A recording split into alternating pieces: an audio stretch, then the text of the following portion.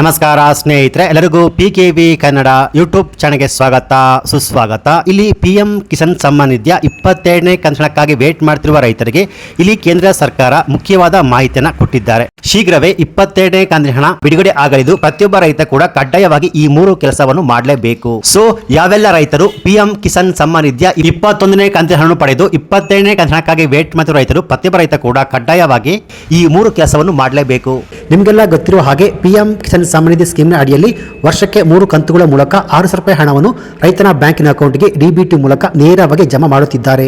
21ನೇ ಕಂತಿನ ಹಣ ನವೆಂಬರ್ 19ರಂದು ರೈತರ ಬ್ಯಾಂಕಿನ ಅಕೌಂಟ್ಗೆ ಜಮಾ ಆಗಿತ್ತು. ಹಾಗೆಯೇ 22ನೇ ಕಂತಿನ ಹಣ ಯಾವಾಗ ರೈತರ ಬ್ಯಾಂಕಿನ ಅಕೌಂಟ್ಗೆ ಜಮಾ ಆಗುತ್ತೆ, ಹಾಗೆಯೇ ರೈತರು ಈ 22ನೇ ಕಂತಿನ ಹಣವನ್ನು ಪಡ್ಕೋಬೇಕಾದ್ರೆ ಪ್ರತಿಯೊಬ್ಬ ರೈತ ಕೂಡ ಕಡ್ಡಾಯವಾಗಿ ಮಾಡಬೇಕಾದ ಆ 3 ಕೆಲಸ ಏನು ಎನ್ನುವ ಕಂಪ್ಲೀಟ್ ಮಾಹಿತಿ ಈ ಒಂದು ವಿಡಿಯೋದಲ್ಲಿ ನಾನು ನಿಮಗೆ ತಿಳಿಸ್ಕೊಡ್ತೀನಿ. ಸೊ ಯಾವೆಲ್ಲ ರೈತರು PM ಕಿಸಾನ್ ಸಮ್ಮಾನ್ ನಿಧಿಯ 22ನೇ ಕಂತಿನ ಹಣಕ್ಕಾಗಿ ವೇಟ್ ಮಾಡ್ತಿದ್ದೀರೋ, ಸೊ ನೀವು ಈ ವಿಡಿಯೋವನ್ನು ಮಿಸ್ ಮಾಡದೆ ಫುಲ್ ವಿಡಿಯೋ ಕೊನೆವರೆಗೂ ನೋಡಿ. ಹಾಗಿದ್ರೆ ಮಾತ್ರ ಫುಲ್ ಇನ್ಫಾರ್ಮೇಶನ್ ನಿಮಗೆ ಅರ್ಥ ಆಗುವಂಥದ್ದು. ಸೊ ನೀವು ಕೂಡ ರೈತರಾಗಿದ್ದು ಅಥವಾ ರೈತರ ಮಕ್ಕಳಾಗಿದ್ರೆ ಈ ವಿಡಿಯೋಗೊಂದು ಲೈಕ್ ಕೊಟ್ಟು ಈ ವಿಡಿಯೋವನ್ನು ಕಂಪ್ಲೀಟ್ ಆಗಿ ನೋಡಿ. ಬನ್ನಿ ವಿಡಿಯೋವನ್ನು ಶುರು ಮಾಡೋಣ. ಅದಕ್ಕಿಂತ ಮುಂಚೆ ನೀವಿನ್ನು PKV ಕನ್ನಡ ಯೂಟ್ಯೂಬ್ ಚಾನಲ್ಗೆ ಸಬ್ಸ್ಕ್ರೈಬ್ ಮಾಡಿಲ್ಲ ಅಂದ್ರೆ ದಯವಿಟ್ಟು ಇಲ್ಲಿ ಕಾಣುವಂತಹ ಸಬ್ಸ್ಕ್ರೈಬ್ ಬಟನ್ ಪ್ರೆಸ್ ಮಾಡಿಕೊಳ್ಳಿ. ಹಾಗೆಯೇ ಪಕ್ಕದಲ್ಲಿ ಬರುವಂತಹ ಬೆಲ್ ಬಟನ್ ಒತ್ತಿ. ಸೊ ನಾನು ಯಾವುದೇ ಒಂದು ವಿಡಿಯೋವನ್ನು ಅಪ್ಲೋಡ್ ಮಾಡಿದಾಗ ನೀವು ನೋಡಬಹುದು.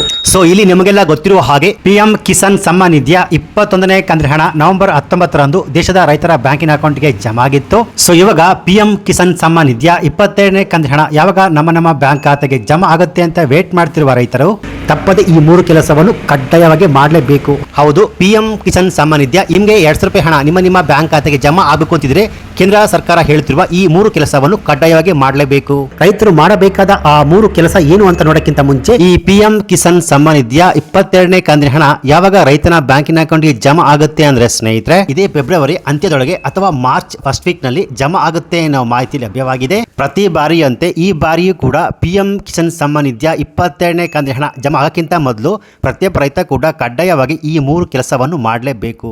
ಮೊದಲನೆಯ ಕೆಲಸ, ಬ್ಯಾಂಕ್ ಖಾತೆಗೆ ಆಧಾರ್ ಲಿಂಕ್. ಹೌದು, ರೈತನ ಬ್ಯಾಂಕಿನ ಅಕೌಂಟ್ಗೆ PM ಕಿಸಾನ್ ಸಮ್ಮಾನ್ ನಿಧಿಯ 22ನೇ ಕಂತಿನ ಹಣ ಜಮಾ ಆಗಲು ನಿಮ್ಮ ಬ್ಯಾಂಕಿನ ಅಕೌಂಟ್ಗೆ ಆಧಾರ್ ಕಾರ್ಡ್ ಲಿಂಕ್ ಆಗಿರಬೇಕು. ಹೌದು, ನಿಮ್ಮ ಆಧಾರ್ ಕಾರ್ಡ್ ಅನ್ನು ನಿಮ್ಮ ಬ್ಯಾಂಕಿನ ಅಕೌಂಟು ಅಥವಾ ಪೋಸ್ಟ್ ಆಫೀಸ್ ಎಲ್ಲಿದೆಯೋ ಅಲ್ಲಿ ಹೋಗ್ಬಿಟ್ಟು ಲಿಂಕ್ ಮಾಡಬೇಕು. ಇದಕ್ಕೆ ನೀವು ನಿಮ್ಮ ಬ್ಯಾಂಕ್ ಅಥವಾ ಪೋಸ್ಟ್ ಆಫೀಸ್ಗೆ ಹೋಗ್ಬಿಟ್ಟು ನಿಮ್ಮ ಆಧಾರ್ ಕಾರ್ಡ್ಗೆ ಲಿಂಕ್ ಆಗಿರುವಂತಹ ಮೊಬೈಲ್ ನಂಬರು ಮತ್ತೆ ಆಧಾರ್ ಕಾರ್ಡ್ ಕೊಟ್ಬಿಟ್ಟು ಅಪ್ಡೇಟ್ ಮಾಡಿಕೊಳ್ಳಬೇಕು. ನಂತರ EKYC. ಹೌದು, PM ಯಾವುದೇ ಕಂತಿನ ಹಣ ನೀವು ಪಡ್ಕೋಬೇಕಾದ್ರೆ ಕಡ್ಡಾಯವಾಗಿ ಪ್ರತಿಯೊಬ್ಬ ರೈತ ಕೂಡ EKYC ಮಾಡಿಕೊಳ್ಳಬೇಕು. ಹೌದು, ಸೊ EKYC ಮಾಡಿಕೊಳ್ಳುವುದು ಹೇಗೆ ಅಂದ್ರೆ ಸ್ನೇಹಿತರೆ, ಈ PM ಕಿಸಾನ್ ಸಮ್ಮಾನ್ ನಿಧಿಯ ಅಫಿಷಿಯಲ್ ಪೇಜ್ ಭೇಟಿ ಕೊಟ್ಟು ಇಲ್ಲಿ ಕಾಣುವಂತಹ EKYC ಬಟನ್ ಮೇಲೆ ಕ್ಲಿಕ್ ಮಾಡಿಕೊಂಡು ನಂತರ ಇನ್ನೊಂದು ಪೇಜ್ ಓಪನ್ ಆಗುತ್ತೆ. ಸೊ ಇಲ್ಲಿ ಕಾಣುವಂತಹ ಆಧಾರ್ ನಂಬರ್ನ ಎಂಟ್ರಿ ಮಾಡಿಕೊಂಡು ನಿಮ್ಮ ಆಧಾರ್ ಕಾರ್ಡ್ಗೆ ಲಿಂಕ್ ಆಗಿರುವಂಥ ಮೊಬೈಲ್ ನಂಬರ್ಗೆ OTP ಸೆಂಡ್ ಆಗುತ್ತೆ.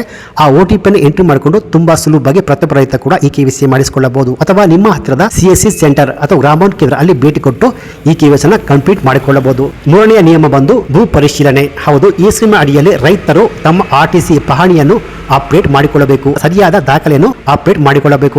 ಯಾಕೆಂದ್ರೆ ಹಲವು ರೈತರು ಹೊಸ ಜಮೀನನ್ನು ಪರ್ಚೇಸ್ ಮಾಡಿರ್ತಾರೆ ಅಥವಾ ಸೇಲ್ ಮಾಡಿರ್ತಾರೆ. ಸೊ ಪ್ರೆಸೆಂಟ್ ಇವಾಗ ರೈತನ ಹತ್ರ ಯಾವ RTC, ಯಾವ ಪಹಣಿ, ಯಾವ ಭೂ ದಾಖಲೆ ಇದೆಯೋ ಅದನ್ನು ಪ್ರತಿ ಬಾರಿ ಕೂಡ ಅಪ್ಡೇಟ್ ಮಾಡಿಕೊಳ್ಳಬೇಕು. ಸೊ ಈ ರೀತಿಯಾಗಿ ಪ್ರತಿಯೊಬ್ಬ ರೈತ ಕೂಡ PM ಕಿಸಾನ್ ಸಮ್ಮಾನ್ ನಿಧಿಯ ಹಣವನ್ನು ಪಡ್ಕೋಬೇಕಾದ್ರೆ ಕಡ್ಡಾಯವಾಗಿ ಈ 3 ಕೆಲಸವನ್ನು ಮಾಡಲೇಬೇಕು. ಸೊ ಹೀಗಾಗಿ ಯಾವೆಲ್ಲ ರೈತರು EKYC, ಬ್ಯಾಂಕಿನ ಅಕೌಂಟು ಅಥವಾ ಪೋಸ್ಟ್ ಆಫೀಸಿಗೆ ಆಧಾರ್ ಲಿಂಕ್ ಹಾಗೆಯೇ ಸರಿಯಾದ ಡಾಕ್ಯುಮೆಂಟ್ಸ್ ಅನ್ನು ಅಪ್ಡೇಟ್ ಮಾಡಿರ್ತಾರೋ ಅಂತ ರೈತರಿಗೆ ಮಾತ್ರ PM ಕಿಸಾನ್ ಸಮ್ಮಾನ್ ನಿಧಿ ಹಣವನ್ನು ಜಮಾ ಮಾಡಲಾಗುವುದು ಎನ್ನುವ ಮಾಹಿತಿ ಲಭ್ಯವಾಗಿದೆ. ಸೊ ಇದೇ ಫೆಬ್ರವರಿ ಅಂತ್ಯದೊಳಗೆ ಅಥವಾ ಮಾರ್ಚ್ ಫಸ್ಟ್ ವೀಕ್ ನಲ್ಲಿ PM ಕಿಸಾನ್ ಸಮ್ಮಾನ್ ನಿಧಿಯ 22ನೇ ಕಂತಿನ ಹಣ ಜಮಾ ಆಗುತ್ತೆ ಎನ್ನುವ ಮಾಹಿತಿ ಲಭ್ಯವಾಗಿದೆ.